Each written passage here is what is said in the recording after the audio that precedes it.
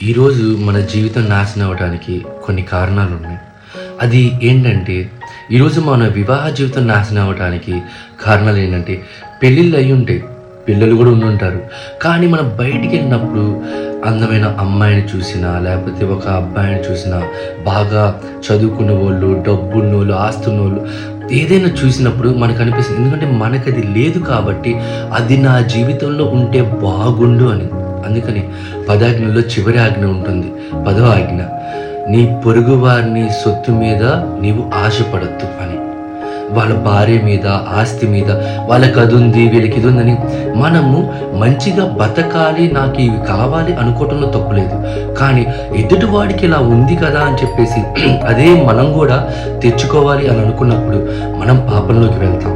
మనం చాలా రకాలైన పాపాల్లోకి వెళ్ళే ఆస్కారం ఉంది. ఎందుకో చెప్పనా? ఎందుకంటే ఈరోజు నీకు ఒక చక్కటి భార్యను దేవుడు ఇచ్చాడు. ఆ భార్య నీతో ఎలా అయినా ఉండొచ్చు, చక్కటి భర్తనిచ్చాడు, ఎలా అయినా ఉండొచ్చు. ఈరోజు ఒక బంధం అనేది ఇద్దరికి పడ్డ తర్వాత వాళ్ళు ఎలా ఉన్నా కానీ మీరు భరించాలి, బాధ్యత వహించాలి. పిల్లలు ఎలా ఉన్నా చూసుకోవట్లేదా? బాధ్యత వహించాలి. ఎందుకంటే అది మన బాధ్యత. అలాంటప్పుడు ఆ స్త్రీని కానీ ఆ పురుషుని కానీ చేసుకోకుండా ఉండాల్సింది. ఈరోజు నీకు అందమైన అమ్మాయి వైపు నీ కళ్ళు తిరుగుతున్నాయి, అందమైన డబ్బున్న అబ్బాయి వైపు కళ్ళు తిరుగుతున్నప్పుడు అలాంటి అబ్బాయిని పెళ్లి చేసుకోవాల్సింది కదా. ఎందుకు ఈరోజు మనం వివాహ జీవితంలో ఎన్ని చేసుకుని ఎందుకు మనం నాశనం చేసుకుంటున్నాం పిల్లల జీవితాన్ని, మన జీవితాన్ని?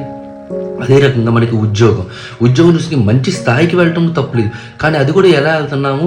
కొంతమంది కుట్రలు పన్ని, కొంతమంది మోసాలు చేసి, వాళ్ళ మీద సాడీలు, వీళ్ళ మీద ఇలా చెప్పి ఎన్నో రకాలుగా మనల్ని కిందకి లాగి వాళ్ళు పైకి రావాలనుకుంటారు. ఇది కూడా చాలా తప్పు.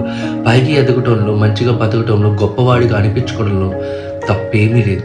కానీ అది ఎలా చేస్తున్నాం, ఇదే మన జీవితాన్ని నాశనం చేసే ఒక పరిణామాలు కానీ, విషయాలు కానీ, అది వివాహ జీవితంలో కానీ, వైవాహిక జీవితంలో కానీ, మన ఉద్యోగ జీవితంలో కానీ, ఇంకా మన జీవితంలో ఏదైనా కానీ మనం అధికంగా మించి మనం తప్పు చేస్తూ, పాపం చేస్తూ మన జీవితాన్ని నిలబెట్టుకోవాలి అనుకుంటే మాత్రం ఖచ్చితంగా అది మన జీవితానికి నాశనాన్ని తీసుకొస్తుంది, కానీ మేలుని తీసుకురావట్లేదు.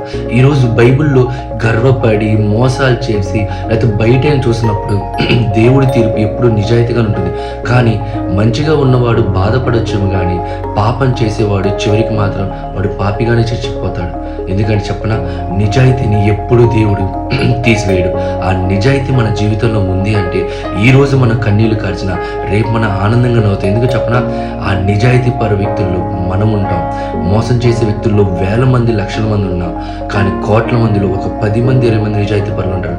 వాళ్ళలో నువ్వు, నేను, మనందరం ఒక్కడు అవ్వాలంటే ఈరోజు ఆ పాపానికి అస్సలు మనం దారి తీయద్దు.